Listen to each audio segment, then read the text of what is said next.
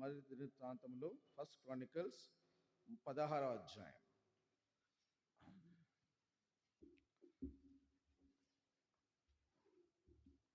16వ అధ్యాయము మొదటి 3-4 వచనాలు చదవండి. ఈ ప్రకారము వారు దేవుని మందసం తీసుకుని వచ్చి దావీదు దాని కొరకు వేయించిన గుడారము నడుమను దాని నుంచి మందసం తీసుకొచ్చి ఎక్కడ పెట్టాడట? గుడారపు మధ్యను పెట్టాడు. ఇంకా దేని సౌందర్య దహన బలులను సమాధాన బలు అర్పించారు. దహన బలి అంటే దేవుని ఆరాధించటం, దేవునికి ఇంపైన సువాసనగా మనకు స్తుతియాగము అర్పించటము. సమాధాన బలి అంటే బలలో పాల్పొందినప్పుడు దేవుని స్థుతిలో సమాధానపడి యోగ్యమైన రీతిలో బలలో పాల్పొందట. కాబట్టి 2 అర్పణలు ఉంటాయి ఇక్కడ. అందుకే మందిరంకి వచ్చినప్పుడు మరి మనము ఈ క్రియలో పాల్పొందుతున్నాం. ఏ క్రియలలో? 2 క్రియలు. ఒకటేంటిది? దహన బలి, రెండవది సమాధాన బలి. కాబట్టి నువ్వు ఏం అర్పించకపోయినా కానీ దేవుని యొక్క వాక్యం నెరవేరుస్తున్నావు. కాబట్టి దేవుని ఆరాధించినప్పుడు నువ్వు దహన బలి అర్పిస్తున్నట్టు, దేవుని బలులు పాల్పొందుతున్నప్పుడు సమాధాన బలిలో నువ్వు పాల్పొందుతున్నట్టు. ఇంకా చదవండి. దహన బలులను సమాధాన బలులను దావీదు అర్పించి చాలించిన తర్వాత అతడు యెహోవా నామమున జనులను దీవించి. కాబట్టి మనకి ఇదంతా అయిపోయిన తర్వాత ఏముంటుంది? బెనెడిక్షన్ కదా. సో ఇది దేవుని యొక్క వాక్యం యొక్క క్రమము. ఇది భక్త్ సింగ్ గారికి దేవుడు ప్రత్యక్షపరిచినటువంటి ఈ యొక్క సత్యం. వాక్యానుసారంగానే మనకు బలం మన మధ్య ఉంటుంది. కాబట్టి బల్యతకు వచ్చినప్పుడు మనము దేవుని స్థితిలో మనకు దహన బలులను, అంతేకాకుండా సమాధాన బలులను మనము అర్పిస్తున్నాం. చదవండి. ఇంకా ఏం చేశాడు ఇక్కడ? పురుషులకేమి స్త్రీలకేమి ఇశ్రాయేలు అందరిలో ఒక్కొక్కరికి ఒక రొట్టెను, ఒక భక్ష్యము, ఇంకా ఒక ద్రాక్ష పండ్ల అడను పంచిపెట్టెను. చూసారా? ఎగ్జాక్ట్గా వాక్యానుసారం ఉంది కదా. ఒక్కొక్కరికి ఏం చేశాడంట? ఒక రొట్టె, అంటే ఆ యొక్క రొట్టెలో పాల్పొందారు. అంతేకాకుండా ద్రాక్ష పండ్ల అడ, అంటే ఆ ద్రాక్ష రసంలో మనము పాల్పొందాం. So everything is according to the word of God. So ప్రాముఖ్యమైనది ఏంటంటే ఎప్పుడైతే బల్లెదకు వస్తున్నామో మనము బల్లలో పాల్పొందుతున్నామంటే దేవునితో సమాధాన పడుతున్నట్టు, దేవునికి సమాధాన బలి అర్పిస్తున్నట్టు. అందు గురించి ఈ సంవత్సరం దేవుడు మనకు ఈ యొక్క వాగ్దానం మన మధ్యకి తీసుకొచ్చిన వాడికి ఉంటున్నాడు. కాబట్టి ప్రతి ఆదివారం వీరికి ఎప్పుడు కూడుకున్నా కానీ, ఎప్పుడైతే మందిరంకి వచ్చినప్పుడు, వాదం వచ్చినప్పుడు ఈ వాక్యం జ్ఞాపకం పెట్టుకోవాలి. ఏంటి అది? మొదటి దినవృత్తాంతములు 16వ అధ్యాయము మొదటి 4 వచనాలు. కాబట్టి దేవునికి సందులో దావీదు ఆ గుడారం తీసుకుని నడుములో పెట్టాడు. తర్వాత దహన బలులను, సమాధాన బలులను అర్పించినాడు. ఆ తర్వాత ప్రజలందరినీ దీవించినాడు. బలు అర్పించిన తర్వాత వారికి ఏం చేసినాడు? ఒక్కొక్కరికి ఒక రొట్టె, ఒక ద్రాక్షరసం. So this is what exactly అంటే దేవుని యొక్క దర్శనంలో, దేవుని యొక్క వాక్యంలో పాల్పొందుతున్నట్టు లెక్క. కాబట్టి ఈ యొక్క వాక్యము నెరవేర్చబద్దులముగా మనము దహన బలులలో పాల్పొందాలి, సమాధాన బలులలో అప్పుడే సంపూర్ణమైనటువంటి దేవుని సన్నిధిని మనం అనుభవించగలుగుతాం. అప్పుడే దేవుని యొక్క దీవెన మన మీదకి వస్తుంది. కాబట్టి ఆ బెనిఫిట్స్ ఇచ్చినప్పుడు దేవుని యొక్క ఆశీర్వాదం మన మీద ఉంటుంది. కాబట్టి ఇది వాక్యాంశాలతో కూడినటువంటి దేవుని యొక్క సన్నిధి. కాబట్టి వాక్యం ధ్యానిస్తున్నప్పుడు మనం వాక్యం దేవుని సన్నిధిలో ధ్యానిస్తున్నప్పుడు మన వాక్యం నెరవేర్చే వారికి ఉంటున్నాం ఇక్కడ. సరే, ఈ సమయం మందు మనకి ఇచ్చినట్టు వాగ్దానం జ్ఞాపకం చేసుకుందాం. ఏంటి ఈ సంవత్సరం మనకి ఇచ్చిన వాగ్దానము? చదవండి. మొదటి తెస్సలోనికీయులకు రాష్ట్ర పత్రిక, అందరికీ కలిసి చదువుకుందాం. మొదటి తెస్సలోనికీయులకు రాష్ట్ర పత్రిక 5వ అధ్యాయము 23వ వచనం. మొదటి తెస్సలోనికీయులకు రాష్ట్ర పత్రిక 5వ అధ్యాయము 23వ వచనం. సమాధానకర్తయగు దేవుడే మిమ్మల్ని సంపూర్ణంగా పరిశుద్ధపరచును కాక. అందరు కలిసి చదువుకుందామండి దయచేసి. సమాధానకర్తయగు దేవుడే మిమ్మల్ని సంపూర్ణంగా పరిశుద్ధపరచును గాక. రెండవది యోహన్ రాసిన సువార్త 14వ అధ్యాయము. యోహన్ రాసిన సువార్త 14వ అధ్యాయము 27వ వచనం. యోహన్ రాసిన సువార్త 14వ అధ్యాయము 27వ వచనం చదవండి. చదువుకుందాం అందరం కలిసి చదువుకుందాం. శాంతి మీకు అనుగ్రహించి వెలుచున్నాను, నా శాంతిని మీకు అనుగ్రహించున్నాను. లోకం ఇచ్చినట్టుగా నేను మీకు అనుగ్రహించట్లేదు. మీ హృదయంలో కలవరపడనీయకుడి, వెరవనీయకుడి. మూడవది సంఘ వాగ్దానంగా రోమిలాసు పత్రిక 16వ అధ్యాయము 20వ వచనము. 16, 20 అందరం కలిసి చదువుకుందాం. సమాధానకర్తయగు దేవుడు సాతానును మిమ్మను మీ కాలు కింద శీఘ్రముగా చితక త్రొక్కించును. కాబట్టి దీని యొక్క వాక్యం అనుసరించి, దీని యొక్క మరి ఆజ్ఞ అనుసరించి దీని యొక్క వాక్యంలో పాల్పొందుదాం. ప్రార్థన చేస్తున్నాం.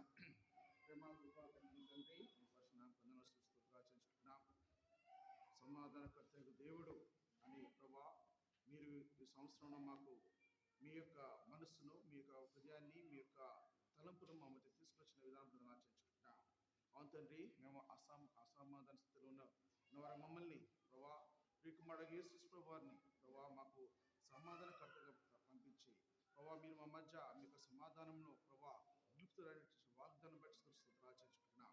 ప్రభా, మీ వాక్యం ధ్యానిస్తుండగా మాతో మాట్లాడండి, మా స్వరం చేయండి. కేవలం శిలువ వేడి క్రీస్తు మట్టుకు మాయపరచబడినట్లు మా సంగతి జీవనకరంగా ఆశీర్వదించండి. ప్రభా, మీరే మాతో మాట్లాడుతూ వచ్చిన మా భాగులు మాకు దయచేయండి. ప్రభా, మీరు మహిమ పొందమని యేసు క్రీస్తు నామమున ప్రార్థించి అడిగి వేడుచున్నాము తండ్రి. ఆమేన్.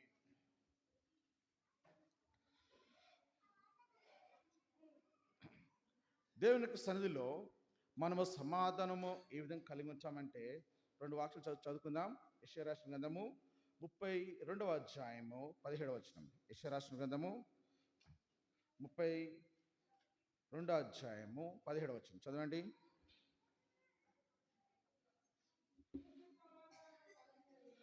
ఏం చేస్తుందంట? నీతి సమాధానము కలుగజేయును అని రాయబడింది కదా. కాబట్టి దేవుని సన్నిధిలో మనకు సమాధానం రావాలంటే దానికంటే ముందు ఏం కావాలి? నీతి కావాలి. సో దేవుని సన్నిధిలో నీతి మంత్రులు ఉంటేనే దేవుని యొక్క సమాధానం మన మీద నిలిచి ఉంటుంది. కాబట్టి మనం జ్ఞాపకం చేసుకోవాలి, నిజంగా నువ్వు నేను కూడా దేవుని సన్నిధిలో నీతిమంతా తీర్చబడ్డామా లేదా. అంతేకాకుండా ఇంకో మాట చూడండి, యోబు రాసిన గ్రంథము 22వ అధ్యాయము 22వ అధ్యాయము 21వ వచనము. యోబు 22:21. ఆయనతో సహవాసం చేసిన యెడల నీకు సమాధానము కలుగును. కాబట్టి దేవుని యొక్క సన్నిధిలో మనం సమాధానము కలగాలంటే ఏం చేయాలంట?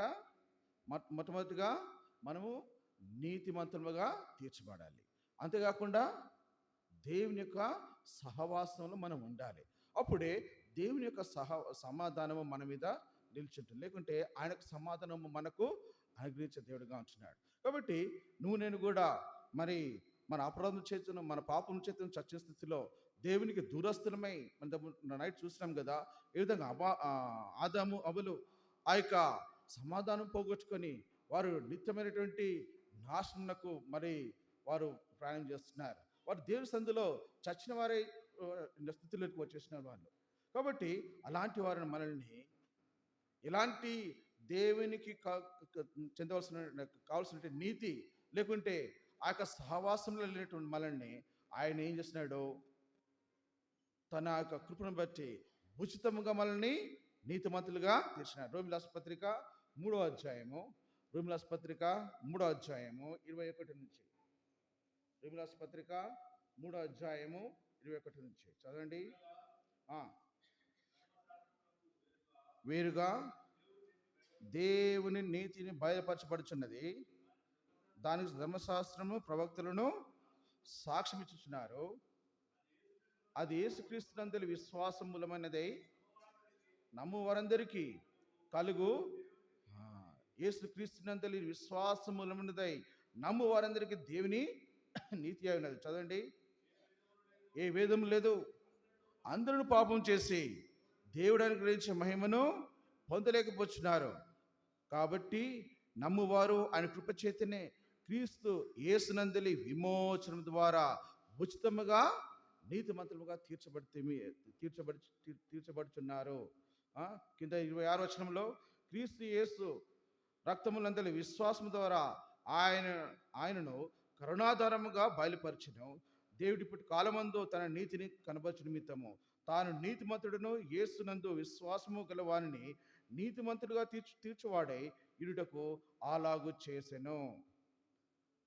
28వ వచనము. కాగా ధర్మశాస్త్ర సంబంధమైన క్రియలు లేకుండా విశ్వాసం వలనే మనుషులు నీతిమంతులుగా తీర్చబడుచున్నారని ఎంచుచున్నాము.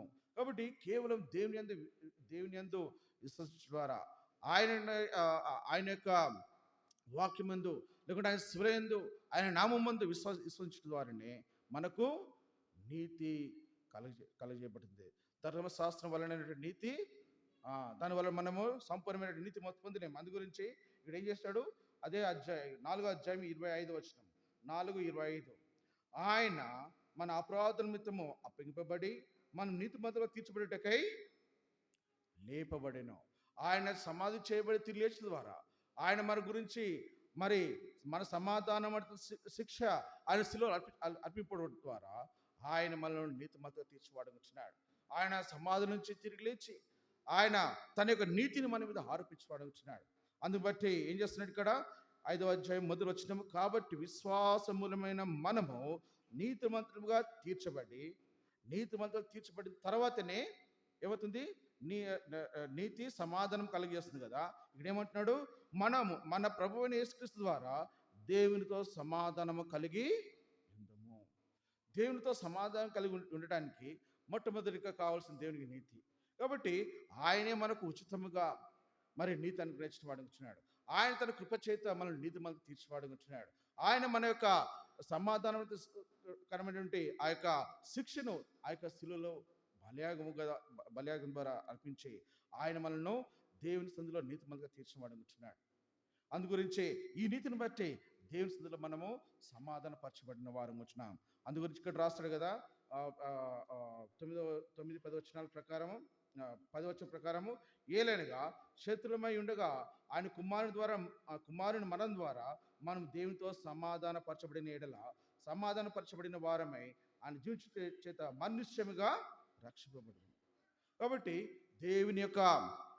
దేవునికి శత్రువుగా ఉన్న మనల్ని ఆయన తన కృప చేత దేవునితో సమాధానపరచబడి వచ్చినాడు.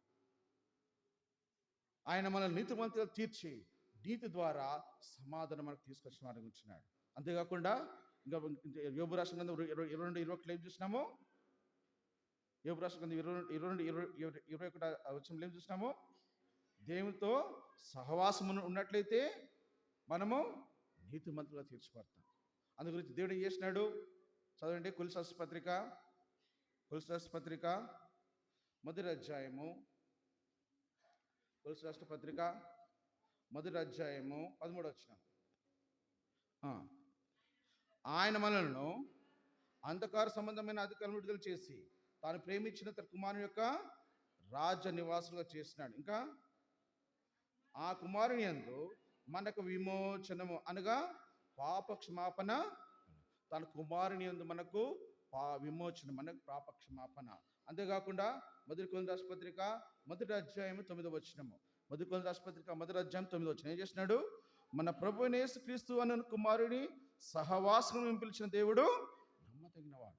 కాబట్టి ఇలాంటి సహవాసం లేని ప్రజలు, ఇందాక మనం ఆరాధన చూసినాం కదా, ఎఫెసీయుల పత్రిక 2:12 వచనం ప్రకారము మునుపు ఎట్లున్నామంట? మనము పరదేశులము, దేవుడే లేనటువంటి పరిస్థితిలోను, దేవుని సందులో చచ్చిమరమైన స్థితిలో మనం ఉంటున్నాం. కాబట్టి ఎలాంటి సంబంధం లేనటువంటి మనల్ని, ఎలాంటి నిరీక్షణ లేనటువంటి మనల్ని, ఎలాంటి యోగ్యత లేని మనల్ని ఆయన కుమారుని యేసుక్రీస్తు ద్వారా ఏం చేస్తున్నాడు? అంధకార సంబంధముగా అధికారం విడుదల చేసి కుమారుని యొక్క రాజ్యంలో తీసుకొచ్చినాడు. ఆ రాజ్యంలో కుమార్తె పాటు సహవాసం ఇచ్చినాడు. కుమారుని ద్వారా తండ్రి యొక్క సహవాసం తీసుకొచ్చినాడు. పరిశుద్ధాత్మ యొక్క సహవాసం తీసుకొచ్చినాడు. ఎందుకంటే తన యొక్క నీతిని, తన యొక్క సమాధానాన్ని ఆయన మనకు అనుగ్రహించడం. సహవాసము ద్వారా ఎవరైతే దేవునితో సహవాసం కలిగి ఉంటారో వారికి సమాధానం కలిగి ఉంటుంది. కాబట్టి దేవుని యొక్క నీతిని బట్టి, ఆయన యొక్క సహవాసం బట్టి దేవుని స్థితిలో మనము సమాధానం పొందిన వారం ఉంటున్నాం. కాబట్టి మొట్టమొదటిగా దేవుని మనం విశ్వసించడం ద్వారా, ఆయన యొక్క నామమును బట్టి మనం విశ్వసించడం ద్వారా, ఆయన యొక్క రక్షణను బట్టి, ఆయన శిలువ కార్చిన రక్తను బట్టి మరి మన పాపలు క్షమిపోవడం ద్వారా ఏం చేస్తున్నాడు? దేవునితో పాటు సమాధానం తీసుకొస్తున్నాడు. రోమీయుల రాసిన పత్రిక చదివినాం కదా. గలతీ రాసిన పత్రిక 2:16. గలతీ రాసిన పత్రిక 2:16 చదవండి.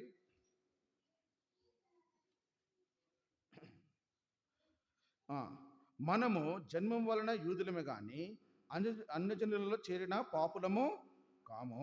మనుషుడు యేసు క్రీస్తునందలి విశ్వాసము మూలముగానే ధర్మ సంబంధమైన క్రియల మూలముగా నీతిమంతుడుగా తీర్చబడనని ఎరిగి మనమును ధర్మశాస్త్ర సంబంధమైన క్రియల మూలము గాక క్రీస్తు నందలి విశ్వాసం వలన నీతిమంతుడు తీర్చబడుటకై యేసు క్రీస్తు నందు విశ్వసించున్నాము. ధర్మశాస్త్రం సంబంధమైన క్రియల మూలమున యేసుని నీతిమంతుడుగా తీర్చబడు కదా. కాబట్టి ఆయన యొక్క మరి కుమారుని యొక్క యేసుక్రీస్తు నందు విశ్వసించడం ద్వారా మనల్ని విధంగా నీతిమంతుగా తీర్చమంటున్నాడు. నీతిమంతుగా తీర్చడం ద్వారా ఆయన మనకు తన యొక్క సమాధానం అనుగ్రహించడం అనుకుంటున్నాడు. అంతేకాకుండా ఎప్పుడైతే నేను కూడా దేవుని స్థితిలో మరి ఆయనతో పాటు సహవాసంలో, ఆయనతో పాటు మరి విధేయత కలిగి ఆయనతో పాటు నడిచినట్లయితే కూడా దేవుడు మనకు మరి ఆయన యొక్క ఆజ్ఞలను, ఆయన యొక్క మాటలను మనం విని గైకొన్నట్లయితే దేవుడు తన సమాధానం మన మంది నిలుపుతాడు. చదవండి. లేవి గ్రంథము 26వ అధ్యాయము. లేవి 26వ అధ్యాయము 3వ వచనం.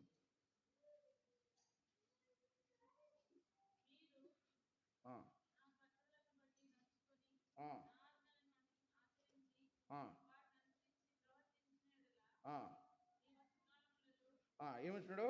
మీరు నా కట్టడలను బట్టి నడుచుకొని నా ఆజ్ఞలను ఆచరించి వాటిని అనుసరించి ప్రవర్తించిన ఎడలా. ఎప్పుడైతే దేవుని యొక్క కట్టడలను, దేవుని యొక్క ఆజ్ఞలను, దేవుని యొక్క వాక్యం మనం నెరవేర్చేవారు ఉంటామో ఏం చేస్తాడంటే దేవుడు, చదవండి ఇన్ని వచనాలు. మీ కాలములలో మీకు వర్షం ఇచ్చేదను, మీ భూపంటల నిచ్చుచు, మీ పొలముల చెట్లను ఫలించుచు, మీ ద్రాక్ష పండ్ల కాలము వరకు మీ నూర్పు సాగుచుండును. మీరు తృప్తిగా భుజించి మీ దేశంలో నిర్భయముగా నివసించెదరు. ఆ దేశంలో నేను మీకు క్షేమం కలుగజేసేదను. మీరు పండుకొనున్నప్పుడు ఎవడను మిమ్మును భయపెట్టడు. ఆ దేశంలో దుష్టముఖములు లేకుండా చేసేదను. మీ దేశములలో ఖడ్గము రాదు. మీరు మీ శత్రువులను తరిమెదరు. వారు మీ ఎదుట ఖడ్గము చేత పడెదరు. మీలో 5 100 మంది తరుముదురు, 100 మంది 10,000 మంది తరుముదురు. మీ శత్రువులు మీ ఎదుట ఖడ్గము చేత కొలుదురు. కాబట్టి దేవుని యొక్క సమాధానము మన యొక్క ఇండ్లలో, మన యొక్క మరి పొలములో, అంటే మన యొక్క ఉద్యోగ విషయంలో ఏమి, శత్రు విషయంలో, అన్ని విషయంలో దేవుడు తనకు సమాధానము నిలిపేవాడుకుంటున్నాడు. సమాధానకర్తకు దేవుడు మన యొక్క జీవితంలో వ్యక్తిగతమైన సమాధానం కాకుండా మనకున్నటువంటి అన్ని విషయాలు కూడా, ప్రతి మరి ఇంట్లోనేమి, బయటనేమి, ఉద్యోగ విషయంలోనేమి, మన ఆస్తుల విషయంలోనేమి, అన్ని విషయంలో ఆయన సమాధానము తీసుకొచ్చేవాడు ఉంటున్నాడు. ఎప్పుడైతే ఆయన యొక్క ఆజ్ఞలను, ఆయన కట్టడలను అనుసరించి మనం నడుచుకున్న వారమైతే, ఎప్పుడైతే దేవుని ఒక వాక్యం అనుసరంగా నడిచిన వారమైతే, దేవుడు ఈ యొక్క ఆశీర్వాదాలన్నీ మనకు అనుగ్రహించి సమాధాన స్థితి మనను నడిపించేవాడు ఉంటున్నాడు. అంతేకాకుండా చదవండి, అది యెషయా రాసిన గ్రంథము 57వ అధ్యాయము 21 వచ్చింది. యెషయా 57:21. పాత నిబంధన కాలంలో మరి ప్రవక్తలు ఎన్నో విషయాలు చెప్తూ వచ్చినారు. అంటే వికెట్ పీపుల్కి దేవుని యొక్క సమాధానము నిల్చుండదు. 57 దుష్టులకు నెమ్మది ఉండదని నా దేవుడు సెలవిచ్చినాడు. కాబట్టి దేవుని స్థితిలో ఎవరైతే దుష్టులుగా ఉంటారో మరి వారికి ఎప్పుడు కూడా నెమ్మది ఉండదు. కాబట్టి ఈ లోకము ఇలాంటి లోకం అంట. గలతీ రాష్ట్ర పత్రిక 1వ అధ్యాయము 4వ వచనము. మన తండ్రి అయిన దేవుని చిత్త ప్రకారము క్రీస్తు మనను ప్రస్తుత దుష్ట కాలములో నుండి విమోచింపవాలని మన పాపల నిమిత్తము తాను అప్పగించుకున్నాను. ఈ కాలములు ఎలాంటి కాలం అంట? దుష్ట కాలము. అంతేకాకుండా ఇంకా చూడండి, అది 3వ అధ్యాయం 14వ వచనంలో ఆఖరి భాగంలో ఒక మాట ఉంది. అని ఏమంటున్నాడు? క్రీస్తు మన కోసము శాపమై మన ధర్మశాస్త్ర యొక్క శాపము నుండి విమోచించను. కాబట్టి శాప సంబంధమైన ఈ లోకము, మరి శపింపబడిన ఈ లోకం నుంచి, దుష్టమైన ఈ లోకం నుంచి ఆయన మనల్ని విడిపించేవాడు ఉంటున్నాడు. కానీ అట్లా అంటే లోకంలో స్నేహించే వారికి ఈ సమాధానము వాళ్ళలో నిలిచి ఉండదు. అదే ఇర్మియా రాష్ట్ర గ్రంథము 6వ అధ్యాయం 14వ వచనం. ఇర్మియా 6:14. ఇర్మియా 6:14. వాళ్ళు ఏమంటున్నారంట? సమాధానము లేని సమయమున సమాధానము చెప్పచ్చు, నా ప్రజలకున్న గాయమును పైన మాత్రమే బాగు చేయదు. ఎవరంట? పైన రాయబడి ఉంది, చదవండి. అల్పులేమి ధనులేమి వారందరూ మోసం చేసి దోచుకున్న వారు, ప్రవక్తలేమి యాజకులేమి అందరూ వంచకులు. వీళ్ళందరూ ఏం చేస్తున్నారంట? సమాధానము చెప్పేసి ఏం చేస్తున్నారు? ప్రజలకున్న గాయమును పైన మాత్రమే బాగు చేస్తున్నారు. అంటే యాక్చువల్గా దేవుని యొక్క సమాధానము వాళ్ళు లేకుండా వారే అడ్డుగా వచ్చి మరి సంఘమునకు మరి కీడు కల్పించేవారు వచ్చినారు. కాబట్టి దేవుని స్థితిని మనం గమనించాలి. ఎప్పుడైనా కానీ మన సన్నిధిలో, దేవుని యొక్క మందిరంలో, దేవుని సన్నిధిలో ఎప్పుడు కూడా మనం సమాధానం నిలిపేవారు మనము చూస్తూ రావాలి. ఎప్పుడైతే మరి దేవుని యొక్క ఆజ్ఞలను, దేవుని యొక్క కడలను మనం అనుసరించి నడుచుకుంటామో దేవుని సమాధానం మన మధ్య నిల్చుంటుంది. అదే 8వ అధ్యాయం 11వ వచనం. అదే మాట రాయబడింది. 8వ అధ్యాయం 11వ వచనం కూడా అదే మాట రాయబడింది. చదవండి.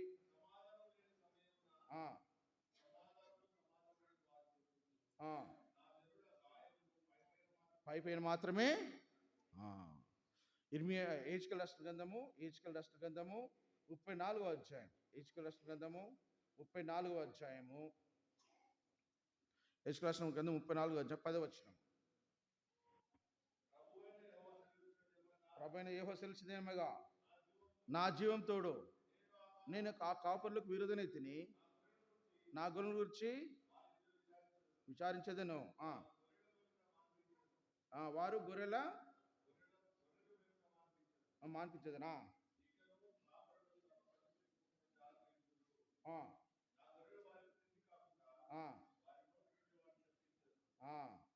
ఇదే ప్రభువైన యెహోవా వాక్కు. 25వ వచనం చదవండి. మరియు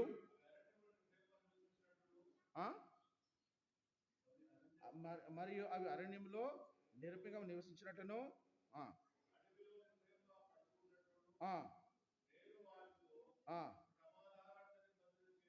చేయొచ్చు. దుష్టుల మృగముల దేశంలో లేకుండా చేస్తుందను. కాబట్టి ఏం చేస్తున్నాడు? సమాధానార్థమైన నిబంధనను మరి సంఘం మధ్య నెరవేర్చబడుతున్నాడు.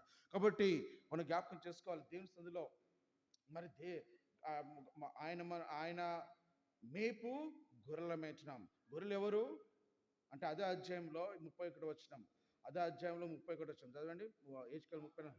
నా గొర్రెలను, నేను మేపుచున్న గొర్రెలను నగు మీరు మనుషులు. దేవుని స్థితిలో మనము గొర్రెల వల్లే అనుసలో దీనమస్కులై ఎప్పుడైతే ఆయన కట్టలను ఆయన ఆజ్ఞ అనుసరించి నడుచుకుంటామో దేవుని యొక్క సన్నిధిలో మరి తన యొక్క సమాధానం నిలిపే వారం మనం ఉంటాం. అంటే దేవుని యొక్క సమాధానం మన మధ్య నిల్చుంటుంది.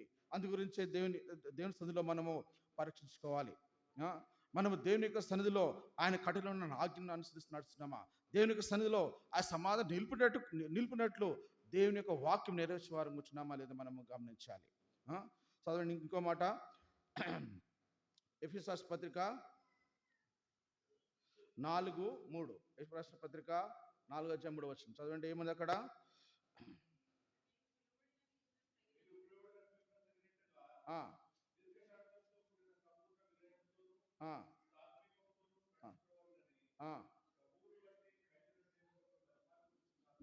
ఇక్కడ ఏమంటున్నాడు? మీరు పిలువబడిన పిలుపు తగినట్లుగా దీర్ఘశాంతంతో కూడిన సంపూర్ణ వినయముతోనూ సాత్వికతోనూ నడుచుకునవలెను. ఆయన మనల్ని పిలిచినటువంటి పిలుపు ఇది. దేవుని యొక్క సన్నిధిలో ఆయన తన వాక్యం ద్వారా మనల్ని పిలిచిన వాడు వచ్చినాడు. ఇది ఎంతో ఉన్నతమైన పిలుపు, ఇది పరిశుద్ధమైనటువంటి పిలుపు, ఇది పరలోక సంబంధమైనటువంటి పిలుపు. ప్రయాసపడి బార్మోసిన సమస్త జనులారా నా దగ్గర రండి, నేను మీకు విశ్రాంతి కలుగజేస్తాను. పోగొట్టిన మహిమను నేను మీకు అనుగ్రహిస్తాను. ఆయన తన ప్రేమ చేత మనల్ని పిలిచి ఆయన మనం మందిరంలో మనల్ని నాటిన వారు వచ్చినారు. అయితే ఎవరైతే మరి ఆ పిలుపునకు తగినట్లుగా దీర్ఘశాంతంతో కూడినటువంటి సంపూర్ణ వినయముతోనూ సాత్వికంతోనూ నడుచుకునవలెనని ప్రభువుని బట్టి ఖైదీనైన నేను మిమ్మల్ని బతిమాలుకొనుచున్నాను. ఎప్పుడైతే నేను కూడా పరిశుద్ధాత్మ యొక్క సన్నిధిలో వాక్యం అంగీకరించి వాక్యం చేత నడిపింపబడి దేవుని సన్నిధిలో దీన మనస్కులై దీర్ఘశాంతంతో ఆయన సన్నిధిలో సంపూర్ణ వినయంతో జీవించినట్లయితే దేవుని యొక్క సమాధానము మన హృదయంలో, మన సంఘములో, లేకుంటే మన కుటుంబంలో ఏ విధంగా ఉంటుంది. కాబట్టి సమాధానకర్త దేవుడు ఆయనే తన యొక్క సమాధానం మనకు అనుగ్రహించడం వచ్చినాడు. కాబట్టి దేవుని సన్నిధిలో మనము చూసినాం, నీతిమంతులుగా తీర్చబడి నీతి ద్వారానే దేవునితో సమాధానం కలిగి ఉంటాం. అంతేకాకుండా ఆయన యొక్క ఆజ్ఞలను గైకొని ఆయన సహవాసంలో ఉంటూ ఆయన యొక్క సన్నిధిలో ఆజ్ఞలు గైకున్న వారికి ఉంటే దేవుని వాక్యం రాసిపెట్టిన సమాధాన స్థితులు అన్నింటిలో కూడా దేవుడు మనల్ని పాల్పంపు దయచేసేవాడు ఉంటున్నాడు. తను అనుగ్రహించిన పరిశుద్ధాత్మ ద్వారా నిత్యం హృదయంలో సమాధానం నిలిపినట్లుగా దేవుడు వినమస్కులై ఆయన సన్నిధిలో మనం యోగ్యంగా ప్రవర్తిస్తూ రావాలి. ఆయన సన్నిధిలో దీర్ఘశాంతంతో కూడినటువంటి మరి ఆ యొక్క సంపూర్ణ వినయత ఆ యొక్క ఒద్దుదలలో మనము ఉంటూ రావాల్సింది. అప్పుడే దేవునికి సమాధానం మన హృదయంలో మన తలుపులో ఉంటుంది. అంతేకాకుండా చూడండి, రోమిలాస్ పత్రిక 14:17 రోమిలాస్ పత్రిక 14:17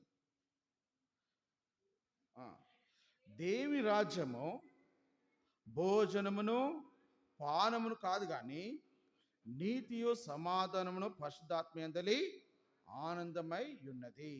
దేవుని యొక్క రాజ్యము మరి ఎప్పుడైతే నువ్వు యేసుక్రీస్తు ద్వారా అంధకార సంబంధమైన అధికారాలను విడుదల చేసి కుమారునికి రాజ్యం ప్రవేశించినావో దేవుని యొక్క సమాధానం సంపూర్ణ స్థితిలోనికి వచ్చినట్లు.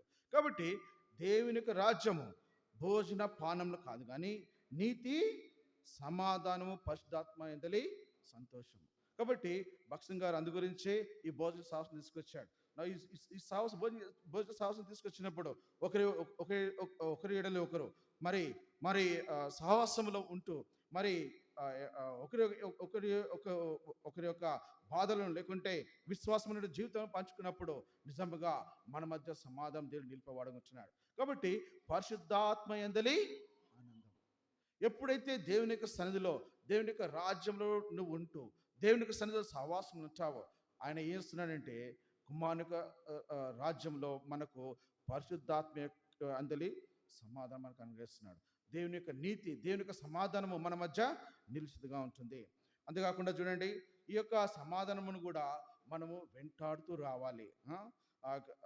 కీర్తనలు 122 కీర్తన 122 దావీదు కీర్తన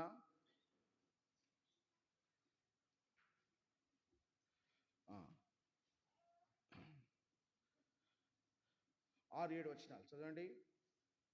యెరూషలేము యొక్క క్షేమం కొరకు ప్రార్థన చేయడి. యెరూషలేము నిన్ను ప్రేమించేవారు వర్ధిల్లెదరు. నీ ప్రకారములలో నెమ్మది కలుగును గాక, నీ నగరులలో క్షేమముండును గాక. కాబట్టి ఎవరైతే యెరూషలేము క్షేమం కొరకు ప్రార్థన చేస్తారో, యెరూషలేమా నేను ప్రేమించేవారు వర్ధిల్లుదురు. యెరూషలేము అంటే దేవుని యొక్క సన్నిధి, దేవుడు కోరుకున్నటువంటి పట్టణము, దేవుడు ఏర్పరచబడినటువంటి పట్టణము. ఆయన మన మధ్యకు మరి పరలోకం నుంచి తన భర్తకు అలంకరింపబడినటువంటి పెళ్లి కుమార్తెగా మనం ఉన్నప్పుడు ఆయన పరలోకం నుంచి నూతనమైన యెరూషలేము పట్టణం మన తీసుకొస్తున్నాడు. మనల్ని ఆ యొక్క పట్టణ వాసుగా చేస్తున్నాడు. అంతేకాకుండా ఆ పట్టణం యొక్క పేరు మనకు అనుగ్రహిస్తున్నాడు. అంటే ఆ స్థితిలో తీసుకొచ్చి సంపూర్ణమైన సమాధానం మనకు అనుగ్రహించే వారు ఉంటున్నాడు. కాబట్టి యెరూషలేము ప్రేమించే వారందరికీ ఈ సమాధానం నిలిచుంటుంది. దేవునికి సన్నిధి ప్రేమించే వారందరికీ ఈ సమాధానం నిలిచుంటుంది. ఏమంటున్నాడు ఇక్కడ? నీ ప్రాకారంలో నెమ్మది కలుగును. కాబట్టి మనకున్నటువంటి చుట్టూనటి అన్ని విషయాలలో కూడా దేవుడు మనకు నెమ్మది కలిగజేసేవాడు, సమాధానం కలిగజేసేవాడు. ఎప్పుడు?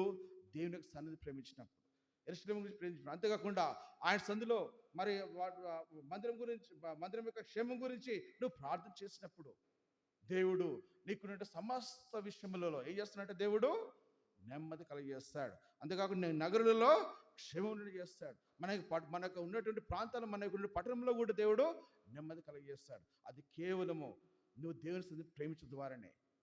కాబట్టి నువ్వు ఒక సన్నిధికి వచ్చినప్పుడు దేవుడు ఏదో ఒక కార్యం చేస్తూ వస్తాడు, ఏదో ఒక నూతనమైన ఒక కార్యం చేస్తూ వస్తాడు.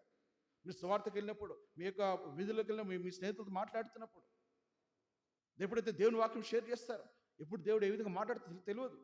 వారి హృదయాలను మార్చి, వారి యొక్క జీవితాలను మార్చి వారి సన్నిధి తీసుకొచ్చేవాడు ఉంటాడు. అటు ఎన్నో మా మధ్య కూడా జరిగినాయి. కాబట్టి దేవుని యొక్క సన్నిధి, దేవుని యొక్క మరి మందిరమును ప్రేమించినట్లయితే ఏం చేస్తారంట? మనకున్నట్టు చుట్టూ ఉన్నటువంటి పరిస్థితులన్నిటి విషయం కూడా దేవుడు నెమ్మది కలిగజేస్తాడు. ఆయన సమాధానం కలిగజేసేవాడు ఉంటున్నాడు.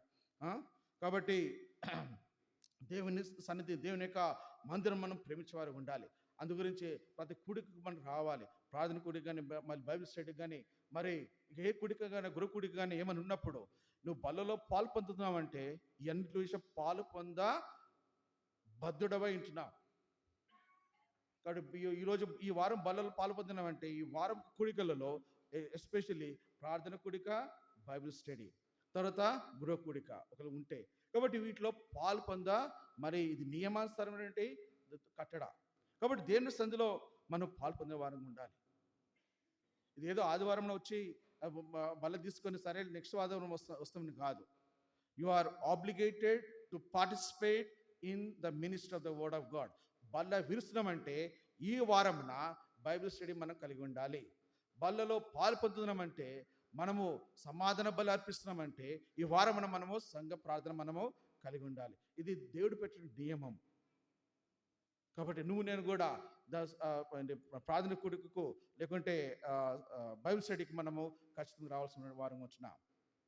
సో దేవుని యొక్క వాక్యంలో పాల్పొందినప్పుడు, దేవుని యొక్క మరి మందిరం ప్రేమించినప్పుడు, దేవుని యొక్క కడలను ప్రేమించినప్పుడు దేవుడు మన చుట్టూన్న ప్రాంతాలలో, మన కుటుంబంలో, మనకున్న పరిస్థితుల్లో క్షేమం కలిగజేస్తాడు, సమాధానం కలిగజేసేవాడు వచ్చినాడు. అందు గురించి మనకి ఈ సంవత్సరం మన వాగ్దానం, సమాధానకర్తయ్యకు దేవుడు.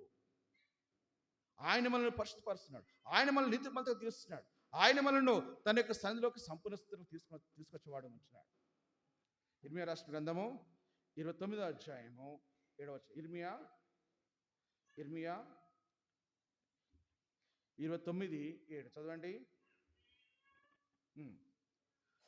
నేను మిమ్మును చెరగొనిపోయిన పట్టణం యొక్క క్షేమం కోరి దాని కొరకు యెహోవాను ప్రార్థన చేయడి, దాని క్షేమము నీ క్షేమమునకు కారణమగును. ఒకవేళ నువ్వు దేవుని సన్నిధికి వచ్చి మరి దేవుని యొక్క పట్టణం గురించి, దేవుని మందిరం గురించి ప్రార్థన చేసినట్లయితే, నువ్వు మందిరం గురించి క్షేమం కోరి ప్రార్థన చేస్తున్నావు, కానీ దేవుడు ఏం చేస్తున్నాడు? అది నీకు క్షేమకరంగా మారుస్తున్నాడు. సో నువ్వు క్షేమంగా ఉండాలంటే దేవుని మందిరము క్షేమం కొరకు మనం ప్రార్థన చేయాలి. అందు గురించే దేవుని సన్నిధిని ప్రేమించే వారికి మరి ఎంతో నెమ్మది గలదు. దేవుని సన్నిధికి వచ్చినప్పుడు, దేవునికి కావాల్సినటువంటి నియమ కూడికలో పాల్పొందినప్పుడు, దేవుడు ఆజ్ఞించినటువంటి మరి ఆ యొక్క నియమ కూడికలు అన్నింటిలో పాల్పొందినప్పుడు మనకు నెమ్మది, మన ఇంట్లో నెమ్మది, మన సహవాసం నెమ్మది, మన చుట్టూ ఉన్న మన ఉద్యోగంలో నెమ్మది, మన చుట్టూ ఉన్న ప్రతి పరిస్థితుల్లో దేవుడు మనకు నెమ్మది కలిగజేసేవాడు ఉంటున్నాడు. అందు గురించే దేవుడు ఈ యొక్క వాగ్దానం మనకు అనుగ్రహించిన దేవుడుగా ఉంటున్నాడు. ఆఖరిగా చూడండి, కొలస్సీ పత్రిక 3వ అధ్యాయం 15వ వచనం. కొలస్సీ పత్రిక 3వ అధ్యాయం 15వ వచనం.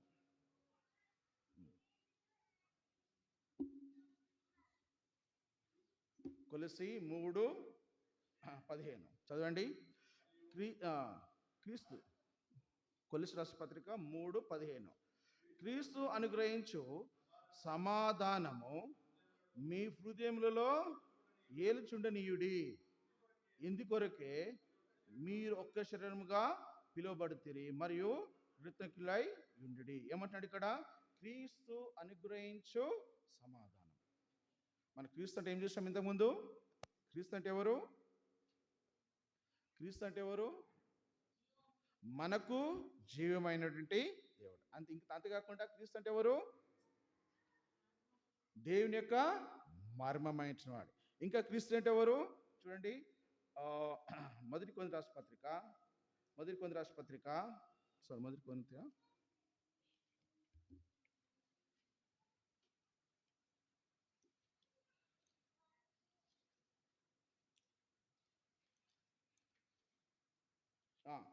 కొలస్సీ రాసిన పత్రిక మొదటి అధ్యాయము 27వ వచనం. మొదటి అధ్యాయం 27వ వచనం. కొలస్సీ రాసిన పత్రిక మొదటి అధ్యాయం 27వ వచనం. అన్ని జనులలో ఈ మర్మం యొక్క మహిమైశ్వర్యం ఎట్టిదో అనగా మీ యందున్న క్రీస్తు ఏమంటున్నాడు? మహిమ నిరీక్షణ ఉన్నాడు అను సంగతి దేవుడు తన పరిశుద్ధులకు తెలియపరచగోరి ఇప్పుడు ఆ మర్మము వారికి బయలుపరచెను. కాబట్టి క్రీస్తు ఎవరంట?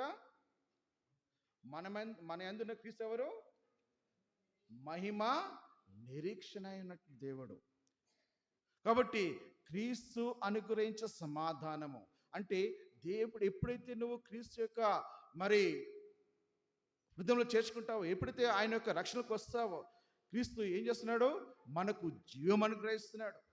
ఆయన దేవుని యొక్క మర్మములో అంటే అది యుగ యుగాలు మరి జగత్తు వేయబడుకుంటే ఏర్పరిచినటువంటి దేవుని యొక్క వాక్యములో నేను పాల్పొంద చేస్తున్నాడు. ఎందుకంటే క్రీస్తు ఎవరంట? మన యందున్న క్రీస్తు దేవుని యొక్క మహిమ నిరీక్షణ ఇస్తున్నాడు. కాబట్టి దేవుడు ఏం చేస్తున్నాడంటే తన యొక్క మహిమను బట్టి, తన యందు నిరీక్షణ బట్టి క్రీస్తు మనలో, మన హృదయాలలో, మన మనసులో సమాధానం తీసుకుని వచ్చేవాడు ఉంటున్నాడు. కాబట్టి క్రీస్తు అనుగ్రహించే సమాధానము మీ హృదయములలో ఇందుకొరకే మీరు ఒక్క శరీరముగా పిలువబడుతుంది. బలులో పాలు పొందుతున్నప్పుడు మనమందరం కూడా ఏ శరీరంలో పాలు పొందుతున్నాం? నా యేసుక్రీస్తు యొక్క శరీరంలో ఆ రక్తంలో మనము పాలు పొందుతున్నాం. ఎప్పుడైతే నువ్వు దేవుని యొక్క సన్నిధిలో ఆయన యొక్క వాక్యాన్ని అనుసరించి నువ్వు వాక్యం నెరవేర్చబడుకుంటావో, ఎప్పుడైతే ఆ బలులో పాల్పొందుతున్నావో, నువ్వు దేవుని యొక్క సన్నిధిలో సమాధానం, క్రీస్తు యొక్క అనుగ్రహించే సమాధానంలోకి వస్తున్నావు. కాబట్టి మన వాక్యం నెరవేర్చే వారుగా మనం ఉండాలి. ఇంకా మాట చూడండి, కీర్తనలు రాసిన గ్రంథము 34వ అధ్యాయం 14వ వచనం. కీర్తనలు 34:14 చదవండి.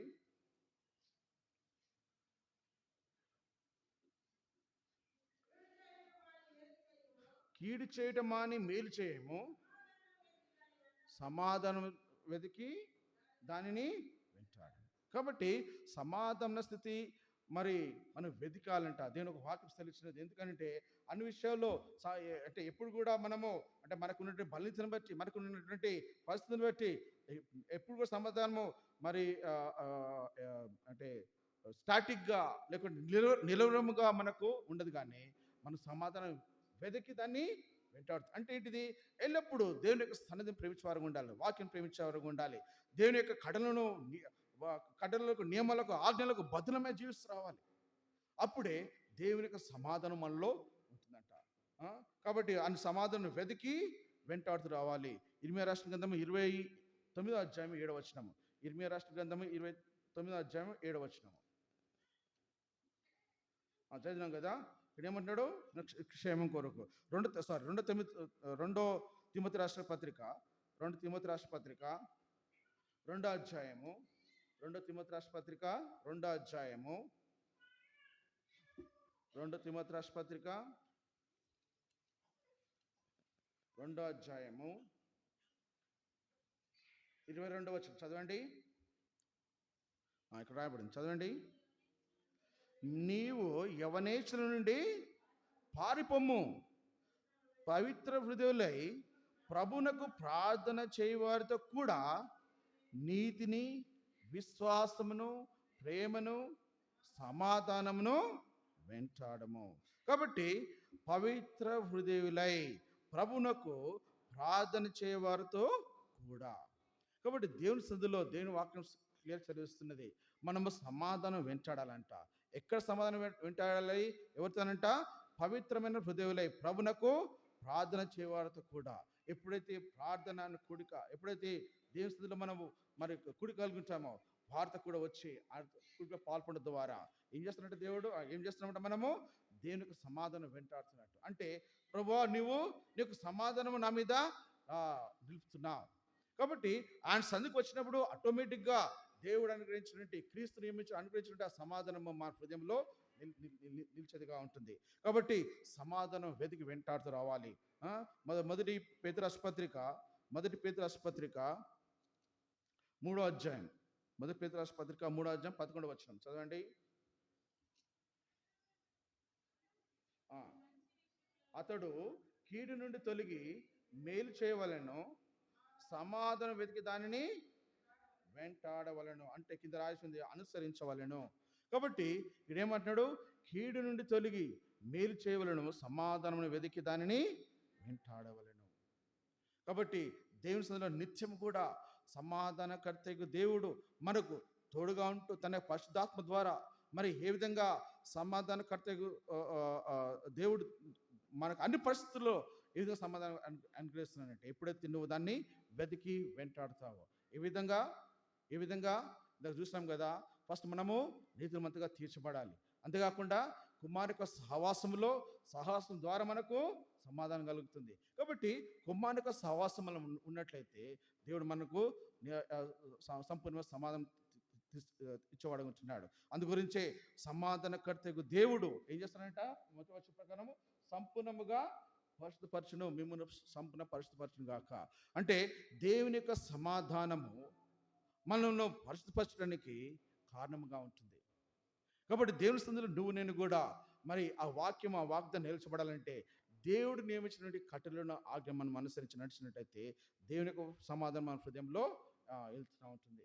కాబట్టి సంపూర్ణమైన హృదయులై దేవుని యొక్క వాక్యం అనుసరించి దేవుని యొక్క సన్నిధిలో మరి ఆయన కట్టును అనుసరించి ఆయన నియమించిన నియమాలను అనుసరించి ఆయన సన్నిధి ప్రేమించి ఆయన పట్టణమును ఆయన యొక్క మందిరమును ప్రేమించిన వారుగా ఆయన యొక్క మరి వాక్యం ప్రేమించిన వారుగా మనం ఉన్నట్లయితే దేవుడు మనకు సమాధానము, హృదయం సమాధానము, క్రీస్తు అనుగ్రహించే సమాధానం మనం నిత్యము ఆయన మనలో ఉంటూ మన కుటుంబాలలో, మన యొక్క మందిరంలో, మన చుట్టూ ప్రాంతంలో దేవుడు ఈ సమాధానం నిలిపేవాడు అంటున్నాడు. అందు గురించి ఈ సంవత్సరం మనందరికీ సంఘమునకు ఈ యొక్క వాగ్దానం అనుగ్రహించేవాడు అంటున్నాడు. ఎందుకంటే నేను సమాధానకర్తగా మీ మధ్యకు వస్తున్నాను. నువ్వు ఆ సమాధానం వెతికి వెంటాడుతున్నావా? నువ్వు ఆ సమాధానంకు కావాల్సిన తగినటువంటి జీవితం నీకు ఉన్నదా? ఆయన సమాధానకర్తగా వచ్చినప్పుడు నువ్వు మరి అల్లల్ని ప్రేమిస్తున్నావా? మరి దేవుని యొక్క వాక్యం నిరాకరిస్తున్నావా? మనం జ్ఞాపకం చేసుకోవాలి. కాబట్టి దేవుడు ఈ విధంగా ఈ సంవత్సరము ప్రతి సంఘమునకు, అంటే సంఘం ఇచ్చిన వాగ్దానం బట్టి ఆయన ఏమంటున్నాడంటే సమాధానకర్తకు దేవుడు నా శాంతిని మీకు అనుగ్రహిస్తున్నాను, నా సమాధానం మీకు అనుగ్రహిస్తున్నాను. అందు గురించి ఆయన మనం ఒంటరిగా వదిలిపెట్టలేదు. కర్తను అనగా పరిశుద్ధాత్మ దేవుణ్ణి, అంటే సత్యస్వరూపిగా ఆత్మను, మహిమ స్వరూపిగా ఆత్మను, నిత్యుడు ఆత్మను మనకు సంపూర్ణంగా ఏడంతల ఆత్మలో మనల్ని సంరక్షిస్తూ మనల్ని నడిపించేవాడు ఉంటున్నాడు. అంటే తన అన్ని పరిస్థితులు కూడా మన యొక్క చుట్టూన్న ప్రాకారం చుట్టూ కూడా ఆయన తనకు సమాధానం నిలిపేవాడుగా ఉంటున్నాడు. అందు గురించే నా శాంతిని, అంతకుముందు శాంతి లేని మనల్ని యేసుక్రీస్తు ద్వారా ఈ సమాధాన స్థితిలో మనం తీసుకొచ్చేవాడు ఉంటున్నాడు.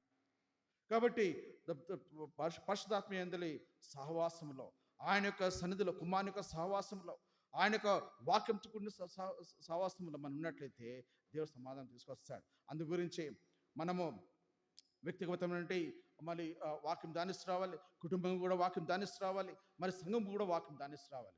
బైబిల్ స్టడీస్ యాజ్ సంఘముగా అది దానికి నెక్స్ట్ దానికి ముందు కింద మెట్టు ఏంటంటే కుటుంబ ఆరాధన, దానికి ఇంకా కింద మెట్టు అంటే వ్యక్తిగత వాక్య ధ్యానము. కాబట్టి ఫస్ట్ నువ్వు దేని వాక్యం ధ్యానించాలి, ఆ తర్వాత కుటుంబంగా వాక్యం ధ్యానించాలి, ఆ తర్వాత సంఘం యొక్క మరి బైబిల్ స్టడీకి మనం హాజరుగా అవుతున్నాం. సో ఈ విధంగా క్రమ చొప్పున మనం ఉన్నట్లయితే దేవుని యొక్క సమాధానము మన హృదయంలో, మన తలంపులలో, మన యొక్క జీవితంలో, మన ప్రాకారంలో, మన చుట్టూ కూడా మరి ఆ సమాధానం దేవుడు నిలిపేవాడు వచ్చినాడు. అందు గురించే ఆయన శాంతి మనకు అనుగ్రహించినాడు. మనం పొందలేతున్నాం. ఎందుకు? ఇవన్నిట్లో కూడా మనం పాల్పొందుతున్నాం. అంటే మనము దేనికో వాక్యంలో మనం నెరవేరుస్తున్నాం కాబట్టి. అందు గురించి ఈ సంవత్సరం మనకు ఈ వాగ్దానం అనుగ్రహించినాడు. సమాధానకర్తయ్య దేవుడు ఆయన ఈ లోకానికి ఆయన మనకు యెషయా రాసిన గ్రంథం 9వ అధ్యాయం 6వ వచనం ఏం రాయబడింది? యెషయా రాసిన గ్రంథం 9:6 అక్కడ ఏం రాయబడింది చదవండి.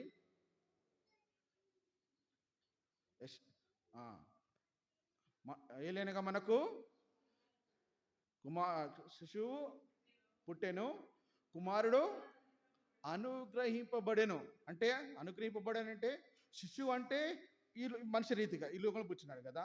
అనుగ్రహింపబడనంటే ఆల్రెడీ కుమారుడు ఉన్నాడు కాబట్టి ఆ ఉన్న కుమారుడు ఏం చేస్తున్నాడు? దేవుడు మనకు అనుగ్రహిస్తున్నాడు. He has given us. ఆయన మనకు అనుగ్రహించినాడు. ఇంకా చదవండి, ఆయన ఎవరంట? ఆశ్చర్యకరుడు, ఆలోచనకర్త, బలవంతుడైన దేవుడు, నీతియుడగు తండ్రి, సమాధానకర్తయగు అధిపతి. కాబట్టి ఆయన సమాధానకర్తగా అధిపతి. ఆయనే ఏం చేస్తున్నాడు? మన రాజ్య భారము తన భుజంలో వేసుకొని ఆయనే తన యొక్క రాజ్యమును నిరంతరము నిలిపించిన రాజ్యం మన మధ్యలో నిలిపేవాడు వచ్చినాడు.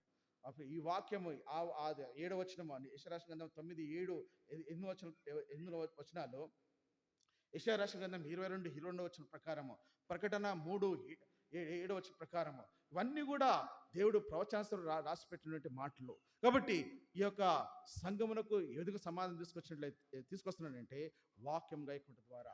అందు గురించి దేవుడు ఈ యొక్క క్రమాన్ని పెట్టినాడు. మనకు అందరికి తెలియదు, మనం ఈ యొక్క చిన్న చిన్న డాట్స్లో మనం పార్టిసిపేట్ చేస్తే చాలు. అంటే ఈ చిన్న చిన్న విషయాలలో మనం పార్టిసిపేట్ చేస్తే చాలు, దేవుడు మన సంపూర్ణ స్థితిలో తీసుకొని వస్తాడు.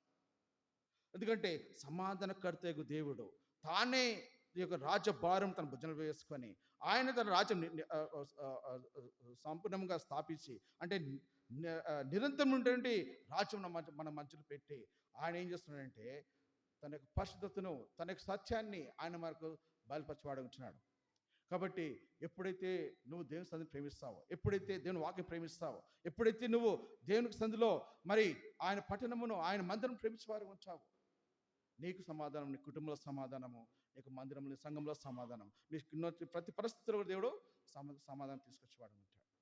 కాబట్టి ఇక వాక్యం అనుసరించి దేవుని చిన్న వాగ్దానం బట్టి ఎల్లప్పుడూ ప్రతి ఉదయం మన ప్రతి ప్రార్థనలో, మీ చేసే ప్రతి ప్రార్థనలో, వ్యక్తిగతమైన కుటుంబ ప్రార్థనలో ఈ వాగ్దానం ఎత్తి మనం ప్రార్థన చేసినప్పుడు దేవుడు మన తలంపులకు, మన హృదయంలోకి, మన ఆలోచనలకు ఆయన తన యొక్క సమాధానమును నిలిపే దేవుడుగా ఉంటున్నాడు. కాబట్టి ఈ మాటల ద్వారా మనము దీని యొక్క సన్నిధిలో మరి మన మధ్య పెట్టినాడు కదా. ఏం చేస్తున్నాం మనం ఇప్పుడు? ఆయన యొక్క ధన బలి అర్పించినాము. ఇప్పుడు ఏం చేయాలంట? సమాధాన బలి అర్పించాలి. అంటే ఏంటిది?